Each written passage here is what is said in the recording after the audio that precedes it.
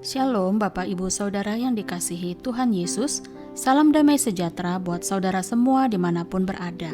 Kembali saya mengajak, mari kita bersaat teduh dan berdoa dalam renungan penuntun kehidupan setiap hari. Kiranya Roh Kudus menuntun dan menyertai kita sepanjang hari ini. Tema renungan pagi ini, Roh Kudus melahirkan ketaatan.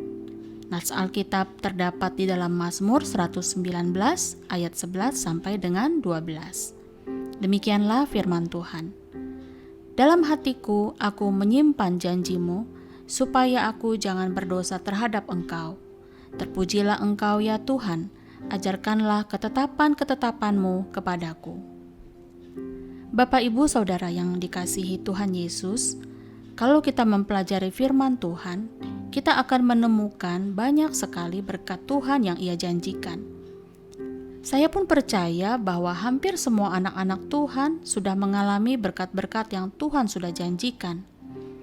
Ada yang sudah mengalami berkat kesembuhan, berkat keuangan, berkat makanan, pakaian, rumah, berkat kesehatan, berkat pekerjaan, dan masih banyak lagi. Jadi dari mana kita tahu bahwa Allah kita adalah Allah yang memberkati? Tentu dari firman Tuhan. Bahkan setiap hari ketika kita berdoa, bersaat teduh, kita pasti selalu memohon agar Tuhan memberkati dan menyertai kita. Karena apa kita berdoa seperti itu? Ya, sekali lagi karena kita percaya kepada firman-Nya yang berkata dalam Filipi 4 ayat 19, bahwa Allahku akan memenuhi segala keperluanmu menurut kekayaan dan kemuliaannya dalam Kristus Yesus.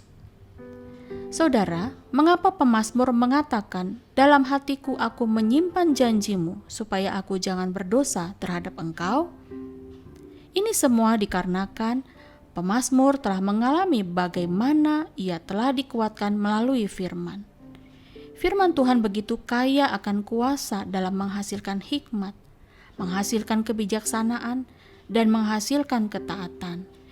Sehingga kalau kita tunduk terhadap firman, itu akan menghindari kita dari dosa, atau setidaknya itu akan mengingatkan kita untuk bertobat dan segera kembali ke jalan Tuhan.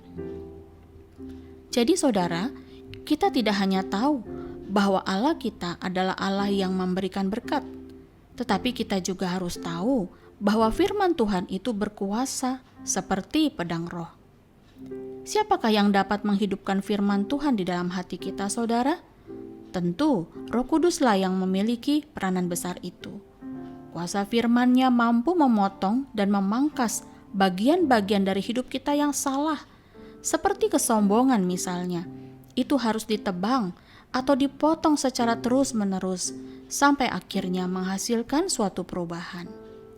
Saya setuju kalau ada orang yang mengatakan betapa sulit untuk tunduk kepada firman.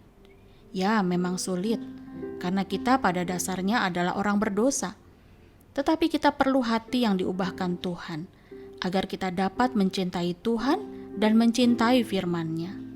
Roh Kuduslah yang kembali mengambil peranan penting untuk mengubahkan hati setiap kita. Jadi saya mau katakan, kalau Tuhan sudah mengubahkan hati seseorang, Ia akan tunduk kepada firman. Saudaraku, firman Tuhan bukan saja bertugas untuk memotong atau memangkas bagian-bagian kita yang tidak berkenan, tetapi dalam firman-Nya ada senjata untuk mematahkan kuasa lawan. Seperti yang pernah dilakukan Yesus setiap kali iblis menawarkan janji-janji palsunya, seperti yang tertulis di dalam Matius 4 ayat 1 sampai dengan 11. Yesus langsung mematahkannya dengan pedang roh, yaitu kuasa kebenaran dalam firman-Nya. Mungkin kita berkata, tentu saja iblis tidak mungkin berhasil menjebak Yesus dengan tipuannya, karena Yesus adalah Tuhan. Benar sekali saudara. Tetapi esensinya, kalau hati kita dipenuhi dengan firman-Nya secara terus-menerus, tentu kita akan mendapatkan keuntungan. Dan keuntungan itu adalah berkat. Berkat apakah itu? Hidup dalam kemenangan. Saudara, kita tahu kehidupan pemazmur adalah kehidupan yang penuh dengan pergumulan. Kehidupannya adalah kehidupan yang penuh dengan peperangan. Tetapi oleh karena ia tahu dengan menyimpan janji Tuhan di dalam hatinya, yang artinya pemazmur harus bertekad hidup dalam kesetiaan, walau mungkin harus melewati waktu, melewati kesabaran, melewati lembah air mata, melewati bayang-bayang maut, tetapi ia dapat menjauhkan diri dari dosa. Bapak Ibu Saudaraku yang dikasihi Tuhan, dalam bulan pencurahan Roh Kudus ini, mari kita meminta kepada Tuhan melalui kuasa Roh-Nya agar kita diberikan hati yang lebih lagi dapat mencintai firman-Nya. Mengasihi Tuhan harus dibuktikan dengan tindakan nyata. Salah satunya adalah ketaatan. Kalau kita hidup dalam kuasa Roh Kudus, kita pasti akan memiliki hati dan keinginan untuk taat kepada Tuhan daripada taat kepada keinginan daging kita. Seluruh isi Alkitab dapat saja kita hafalkan secara luar biasa kalau kita mampu. Tetapi kalau kita diberikan kuasa dari Roh Kudus, maka hasilnya akan lebih dahsyat. Rohku akan kuberikan diam di dalam batinmu, dan aku akan membuat kamu hidup menurut segala ketetapanku, dan tetap berpegang pada peraturan-peraturanku dan melakukannya. Yehezkiel 36 ayat 27. Amin. Mari kita berdoa. Tuhan Yesus yang baik, kami sungguh-sungguh bersyukur karena firman-Mu hidup.